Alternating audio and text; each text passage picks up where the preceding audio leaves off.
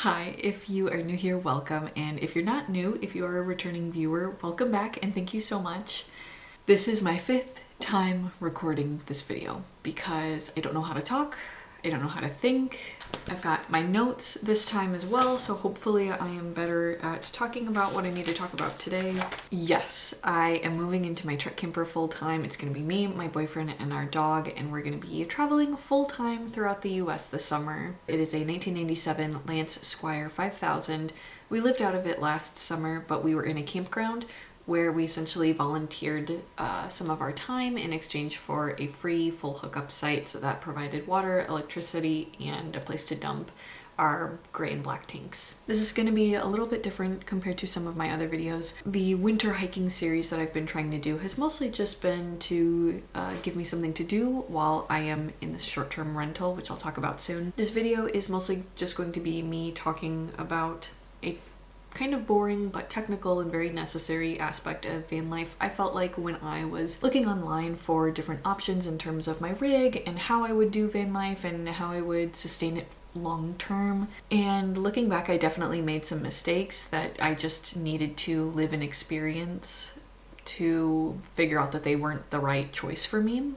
And I want to share that with other people. And with that being said, if there's any topic or any questions that you have, definitely leave a comment. I would love to talk more about it. I'd love to just kind of make that information more accessible to people. So when we originally moved into the campground last summer with our truck camper, we thought it was going to be the official kickoff to van life, and we were just kind of doing it with the intent of starting our truck camper full-time living. It was supposed to be a really good way to, one, figure out if we could even do van life. One of the things that we worried about is being two people crammed into a small space that we would completely back out, would be like, oh my gosh, I hate this. We can't make it work.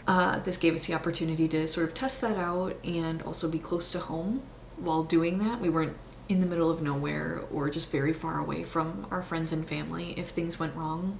And two, it allowed us to work. We both had jobs that weren't fully remote or anything like that, and so this allowed us to still make money but not have to pay any rent. We were essentially living rent-free and saving up for van life or full-time truck camper living. And then when it started to get cold in the fall, we had a pretty tough choice to make for the winter, but we definitely did not have the resources within our truck camper to stay warm and stay in the truck camper through the winter. So the options basically were, one, put the truck camper in storage, find a short-term rental or short-term apartment in the area that would still allow us to work, and while we would have to spend money on rent and utilities, still at least have income coming in and really try to figure out a way to still make money by the time spring came so that we could do full-time traveling, or at least have savings that would help us coast in some capacity so that we could still do a little bit of traveling this summer. And then the second option was invest in some winter insulation for the truck camper, leave our jobs with not really much lined up, and then live out of the truck camper, travel somewhere warmer, probably somewhere south, and just kind of hope we could get something figured out. While we both definitely wanted to go down south and still continue living out of our truck camper, we did not have the money, and we were basically just hoping we could find something. It didn't really seem like the right thing to do. It did not seem responsible, and especially considering the fact that we really want to hit up some really, really cool spots this summer.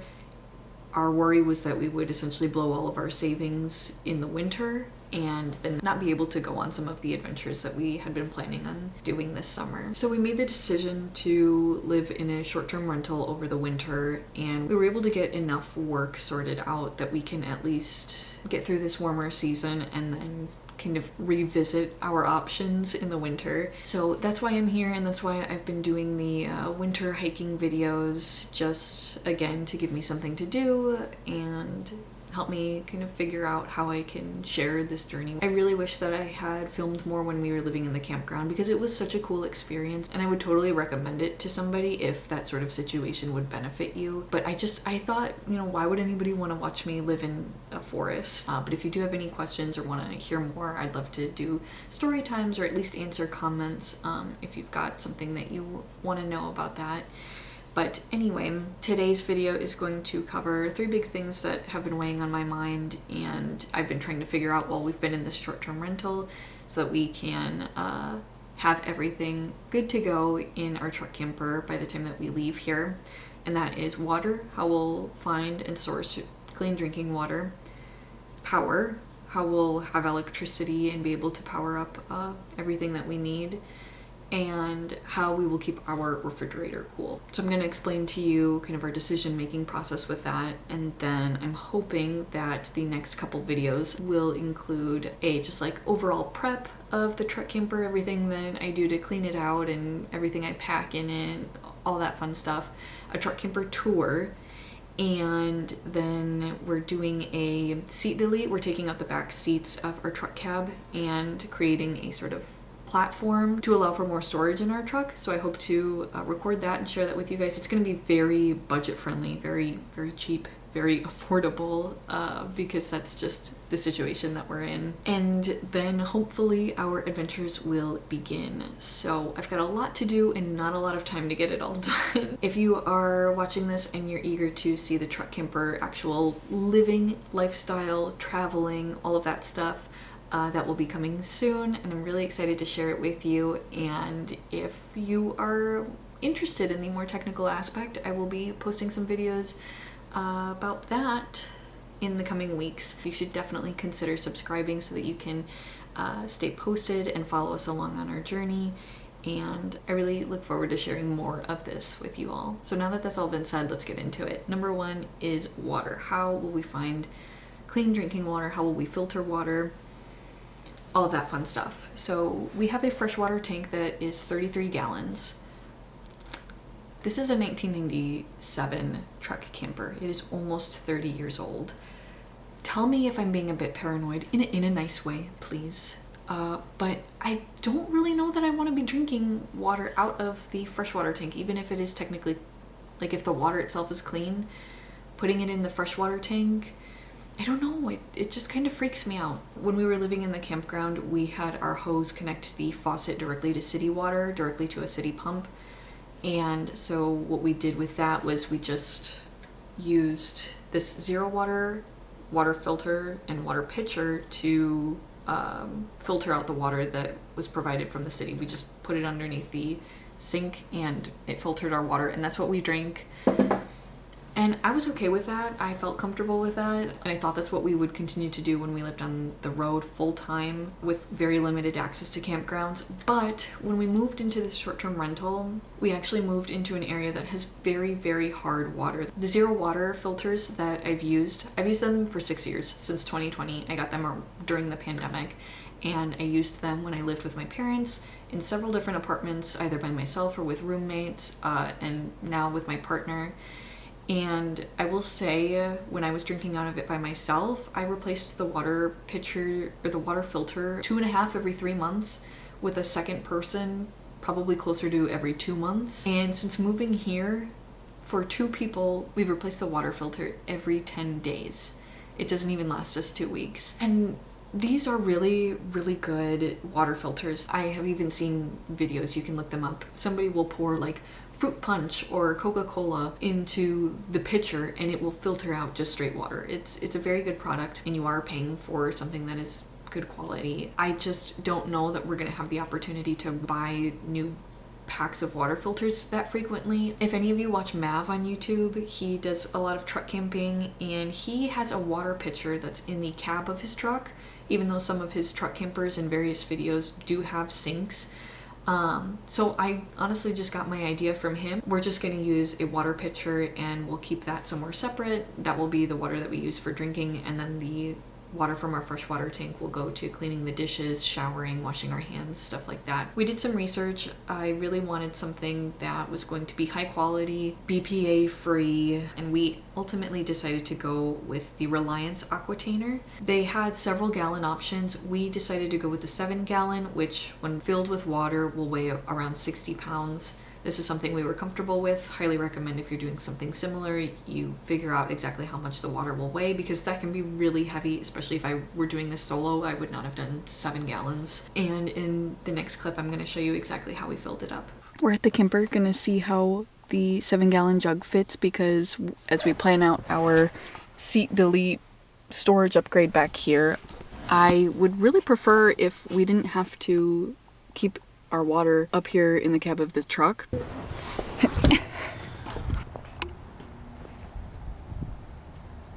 Woohoo!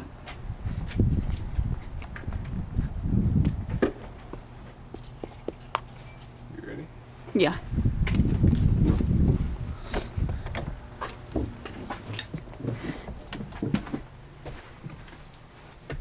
I feel like talking about the camper in it's humid in here. It is. That's not good. No. I feel like talking about the camper in all of our other videos, but never like being around it.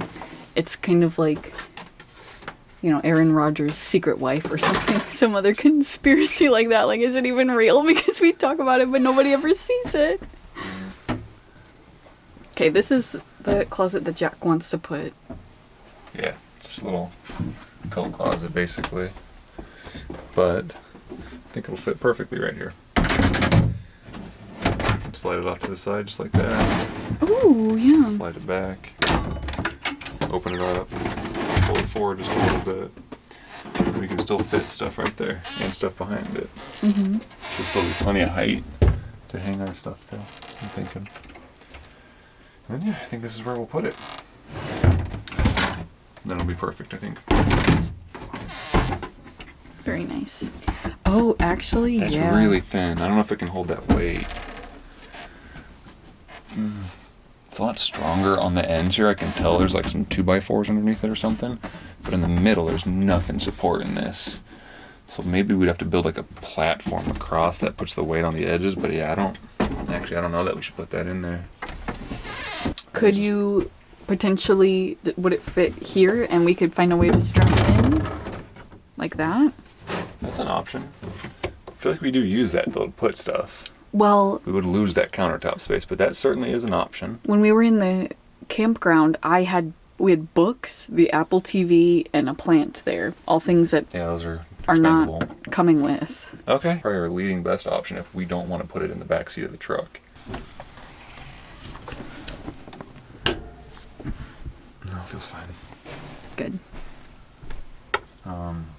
Yeah, I suppose we could do there. We'll let that one simmer a little bit though. Yeah, she looks kind of messy right now, but everything will get cleaned up before we go and get put back into place. These are some of the kitchen stuff that we didn't feel like we needed to bring into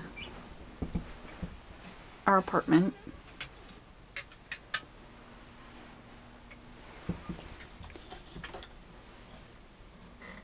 And we got our queen bed. Let's go get water. We just got done with a really good workout at the gym. We hit push, so chest and tricep exercise. Abby's biceps are sore though, so we'll figure that out later. Now it's time to go get some water. Okay, we're in public. It's very scary. Let's go.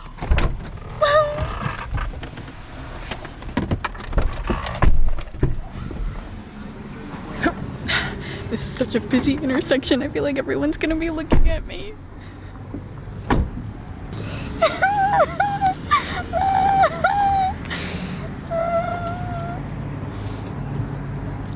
Still out of service. Water out of service? Oh no. They also only do, I think it's 1 gallon or 5 gallon. There's some.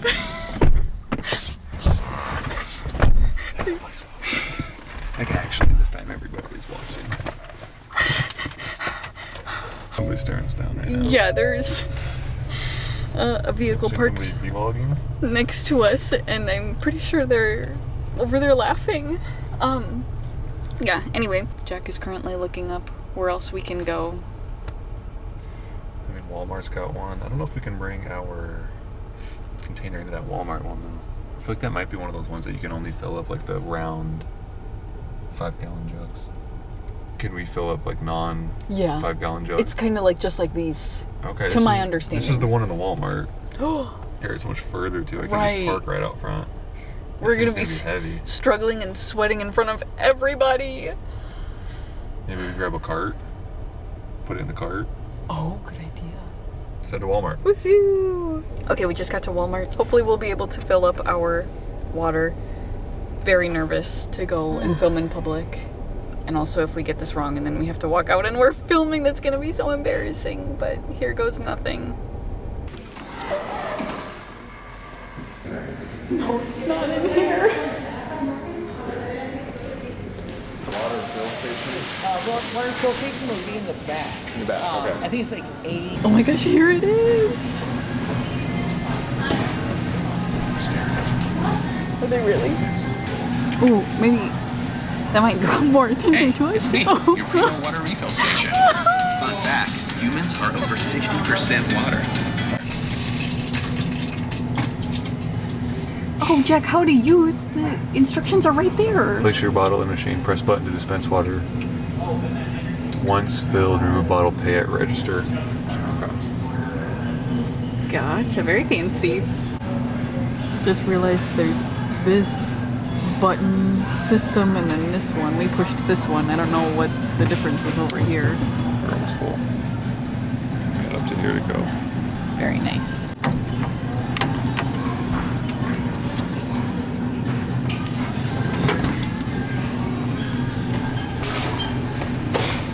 That's it.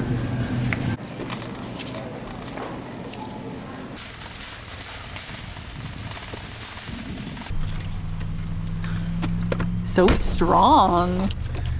It's heavy. Okay, so yes, it is essentially you go to their water area and they have a machine where you can refill your jugs. The math worked out to be around 50 cents per gallon of water, and you just take it to the register, tell them that you brought the jug from home, and tell them how many gallons you filled up, and they rung us up, and it was very simple, very easy. Did not need to get as worked up as I did, but people did look at me. Was it workers or that time that you were like, everyone's looking at you? No.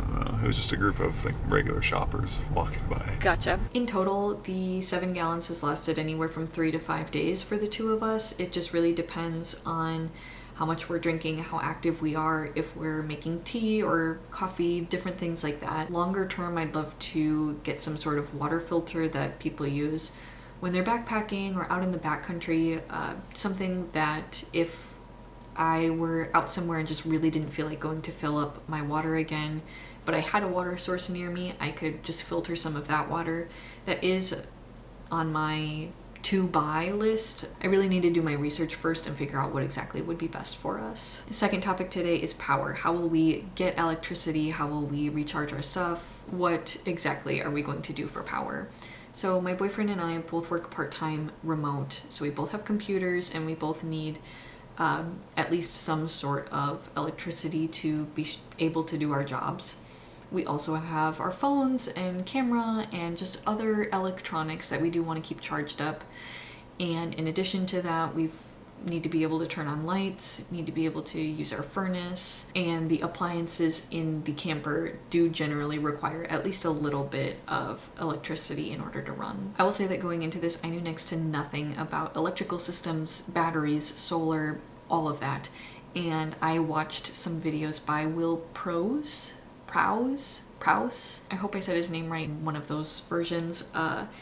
He has some really great videos that I highly recommend to anybody who is also just getting started or needs some information about their electrical system. I was able to follow along. I learned a ton from just watching his videos, and his reviews on different batteries and solar systems are very honest, so I really, really appreciate that. So we watched some of his videos and ultimately calculated exactly how much power we'd be using every day. We added a little bit of a buffer just to be safe, and then we multiplied that by 3 so that we'd know exactly how much power we were using in a 3-day period. We knew that we wanted a battery that would be able to hold 3 days worth of power for us, and essentially we just watched some of Will's videos on different batteries, and we ended up going with WattCycle's 314 amp hour lithium iron phosphate battery. From everything that we were seeing, this is one of those batteries that it is really highly ranked but also really affordable. It really just seemed like a best all-around solution and fit within our budget, so it seemed pretty perfect.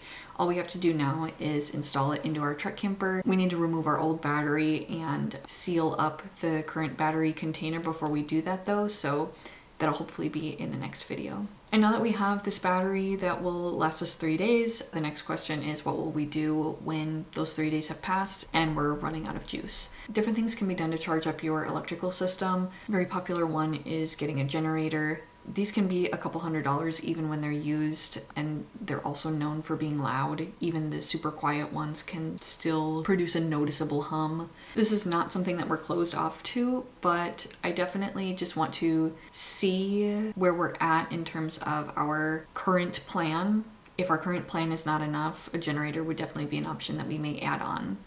Second super popular option is solar. And we really looked at solar. We really wanted to do a solar install on our truck camper.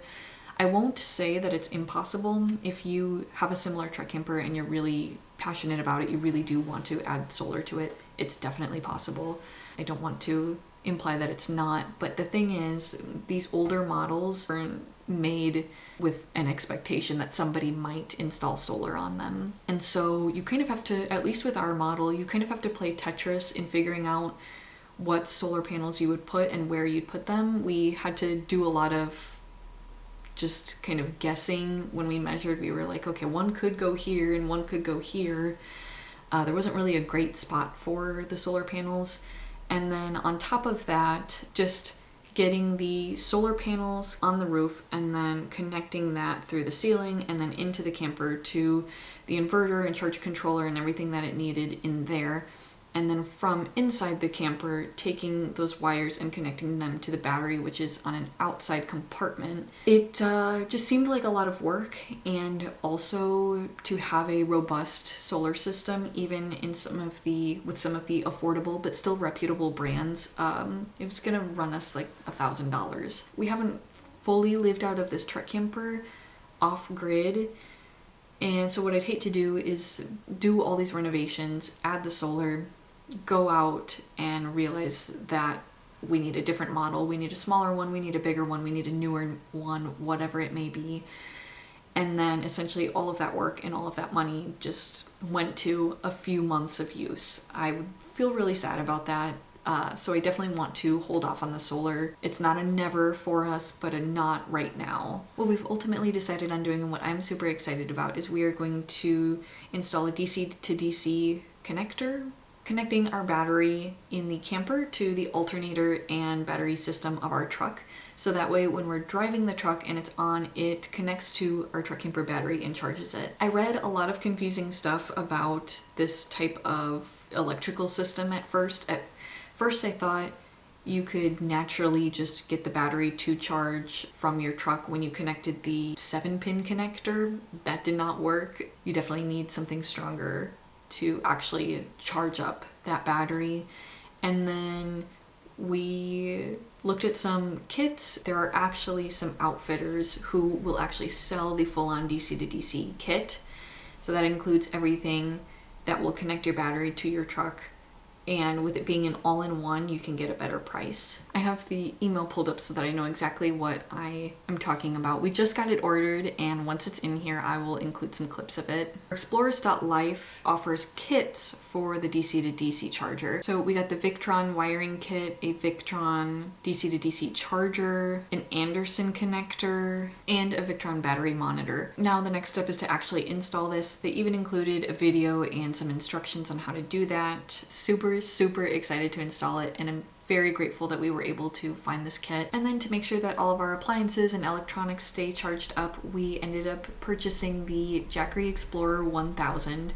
This is a portable lithium iron phosphate power station with 1,070 watt hours and a 1,500 watt output. What I personally love about this power station is that it only weighs about 24 pounds. So despite having a super robust power system, it's pretty lightweight. You can charge a lot of things from your phone to your computer to your gaming system, hair dryers and crock pots and all sorts of things. It really does hold a charge. So my boyfriend has 2 Windows laptops. Their battery dies very quickly, and honestly, they're super slow if they're not plugged into the outlet. We charged up one of his computers with the Jackery in less than an hour from almost dead.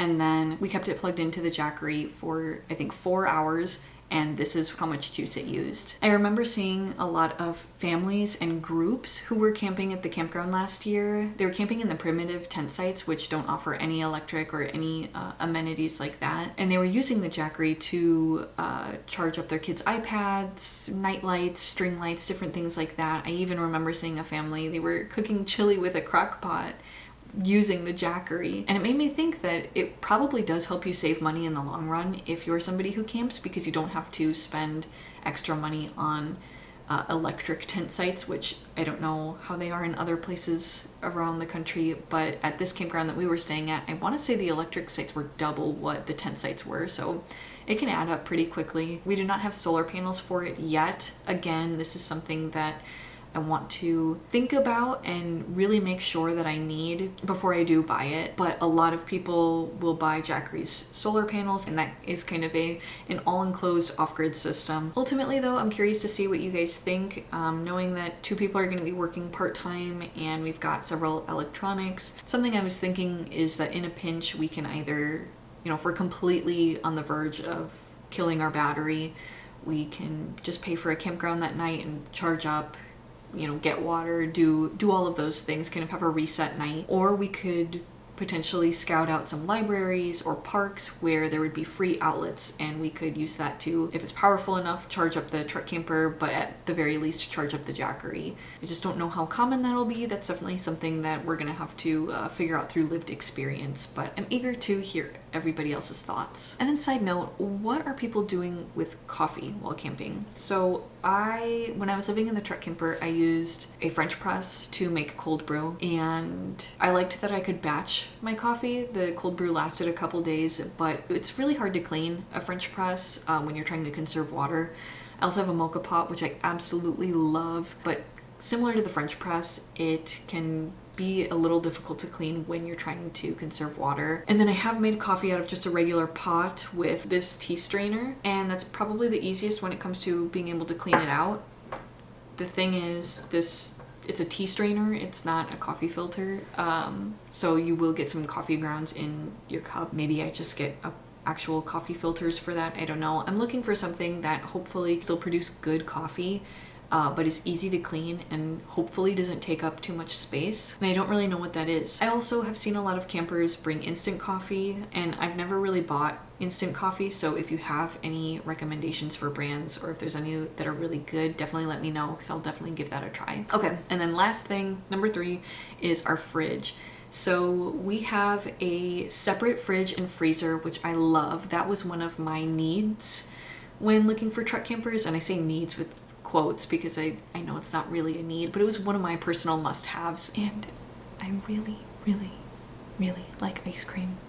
So I don't think I could live without a freezer. I'm gonna be honest, I need my ice cream. The thing with these older truck campers, at least again for our model, I'm not an expert on all old truck campers, but our refrigerator is not efficient enough to run off 12 volt. Some other options that my boyfriend and I talked about were potentially bringing a cooler or getting some sort of e-cooler or e-fridge, the camping fridges that plug into something. But with us already having a designated fridge and freezer, I'm really hoping that we can just use that and find a way to make that work so that we can save on that space. You can run your refrigerator on propane, and so earlier this week we went and tested it out. We went to our truck camper at around 12 o'clock, turned the propane on and turned the fridge and freezer on, and we checked back on it at like 4 or 5 o'clock, and it was ice cold. So very happy that this works. I was a little nervous that it might not. It will use up more of our propane. Going off of what we currently have, this just is the option that makes the most sense for us. We did the math, and I think the propane, if we just used the propane for the fridge, so we didn't do any cooking whatsoever, we have enough propane to run our refrigerator for 27 days before we'd have to fill up our propane again. I am a little concerned though about just driving and traveling with the propane. I was under the assumption originally, before I did any research, that you'd probably want to turn the propane off every time you drove. And I did a lot of research. Everybody online was saying that you can keep the propane in the fridge running while you're driving. Best practices though are to turn it off when you're at gas stations, when you are driving in some unlevel place, so like going up or down a hill, or if you're parked somewhere and you're not very level. So I'm definitely going to turn my propane off during all of those times because I'm scared. And I'm even just, I don't know, I'm shocked that it's not a bigger problem. I feel like when you're driving on a road, like a gravel road, for example, and everything's shaking around, wouldn't it be bad for the propane to be on and just shaking? I don't know, maybe I'm probably reading into it too much. I'm going to take the advice of what a whole bunch of people have been saying. And that's all that I have for this video. If you found this helpful, definitely leave a comment and let me know. If you have any other topics that you'd like me to cover or you're more excited to see, definitely let me know that as well. Thank you so much for watching, and we'll see you for the next adventure.